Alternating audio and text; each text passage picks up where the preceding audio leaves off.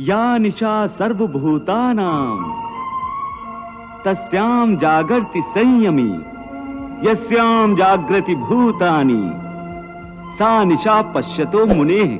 हे केशव, जैसा कि तुम कह रहे हो ज्ञान योग कर्म योग से श्रेष्ठ है, तो फिर तुम मुझे कर्म करने और युद्ध करने का उपदेश क्यों दे रहे हो? मुझे संहार करने की प्रेरणा क्यों दे रहे हो? पार्थ, मैंने ये तो नहीं कहा कि ज्ञान योग कर्म योग से श्रेष्ठ है। मेरे कहने का अर्थ ये नहीं था। तुम्हें धोखा हुआ है। हे पार्थ, जैसे साधारण दृष्टि से देखने पर एक नगर में दो आने वाले रास्ते हों, एक पूरब से आ रहा हो, दूसरा दक्षिण से आ रहा हो, परंतु जिस तरह वो दोनों रास्ते अलग अलग दिशाओं से आते हुए एक ही नगर में पहुंचते हैं, उसी तरह ज्ञान योग और कर्म योग दो अलग अलग साधन हैं, परंतु उनका लक्ष्य एक ही है। और दोनों मार्गों से साधक ब्रह्म को ही पाता है।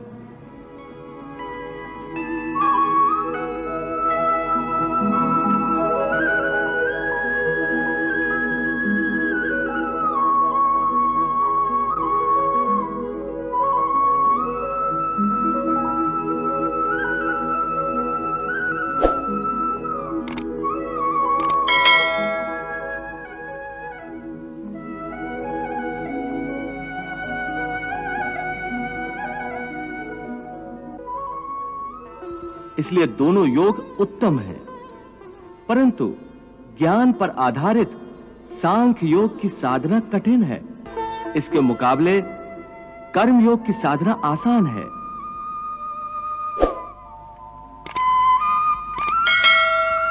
हे अर्जुन, मैंने पूर्व काल में भी इस लोक में रहने वालों के लिए दो प्रकार की निष्ठा कही थी, ज्ञानियों के लिए अथवा सन्यासियों के लिए ज्ञान योग की,